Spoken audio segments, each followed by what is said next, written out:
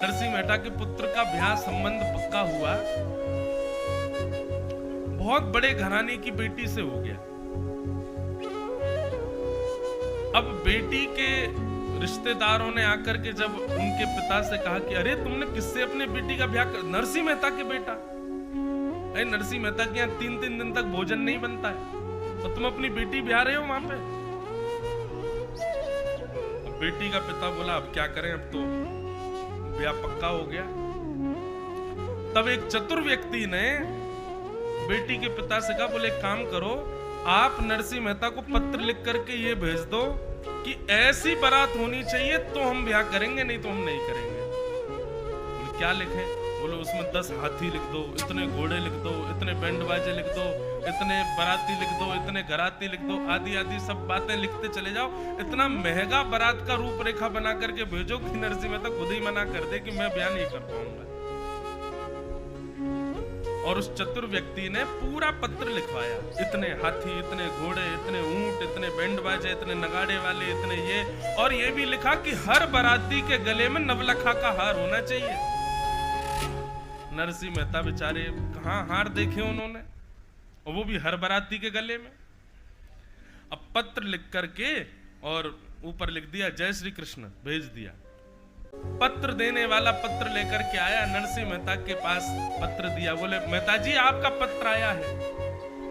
नरसिंह मेहता ने पत्र देखा तो जय श्री कृष्ण। बोले अरे बाबले मेरा नहीं है, ठाकुर जी का पत्र है, इस पर जय श्री कृष्ण लिखा है। जिसका पत्र है उसी को पढ़ना चाहिए, दूसरे को खोलना भी नहीं चाहिए। और नरसिंह मेहता ने पत्र खोला ही नहीं, ठाकुर जी के आगे धर दिया। बोले भगवान आपके किसी प्रेमी ने पत्र भेजा है, जय श्री कृष्ण लिख करके भेजा है, आप पढ़ लेना, समझ लेना इसमें क्या लिखा है, आप जानो आपका काम, हम तो खोल के भी नहीं देखेंगे। जैसे ही पत्र दिया, ठाकुर जी मूर्तिवंत खड़े थे, मनी मन सोचने लगे अरे नरसिंह एक बार खोल तो ले इसको, ये हाथी घोड़ा कहां से लाएगा तू। पर नरसिंह मेहता तो सरल सहज है। नरसिंह मेहता ने पत्र रख दिया ठाकुर जी के आगे। अब नरसिंह मेहता से कोई रिवर्ट पत्र गया नहीं, तो लड़की वालों ने सोचा कि नरसिंह मेहता ने व्यवस्था कर ही ली होगी, इसीलिए कोई आया नहीं है पत्र।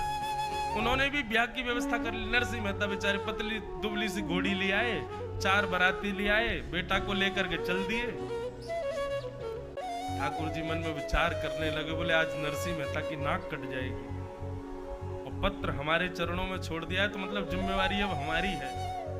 इतने में ही महाराज चलते चलते किसी गली में से हाथी आ रहे हैं, कहीं से घोड़े आ रहे हैं, कहीं से नाचते गाते हुए लोग आ रहे हैं, बड़े बड़े राजघराने के वैष्णव आते जा रहे हैं। नरसिंह मेहता देख देख करके सोचे पता नहीं हो सकता है हमारे लाला के कोई मित्र वित्र होंगे सब। देखते ही देखते महाराज इतनी बड़ी बारात हो गई नरसिंह मेहता के पुत्र की। तभी एक आया राजकुमार, और आकर के उसने नरसिंह मेहता के बेटे को पतली दुबली सी घोड़ी से उतार के सुंदर सी घोड़ी पर बैठा दी। ढोल नगाड़े बज रहे, ताशे बज रहे। नरसिंह मेहता बोले जय हो लाल जी, सब आपकी कृपा, देखो क्या सुंदर बारात लग रही है। अब लड़की वाले चिंता में तो थे, बोले पता नहीं बारात कैसी होगी। किसी ने जाके कहा, बोले कि भैया बारात आ रही है, चला देखवे तो चलो। पहाड़ी पर चढ़ करके ऊपर से जब बारात देखी तो जहां तक दृष्टि जा रही थी वहां तक घोड़े, ऊंट, हाथियों से सुसज्जित बारात। और उस बारात के सबसे अगले भाग को जब देखा, सबसे आगे के भाग को देखा, तो एक घोड़ी पर साक्षात बलराम जी और दूसरी घोड़ी पर शंख चक्र गदा पद्मधारी स्वयं द्वारिकाधीश आ रहे थे। ऐसी बारात कभी किसी ने देखी नहीं।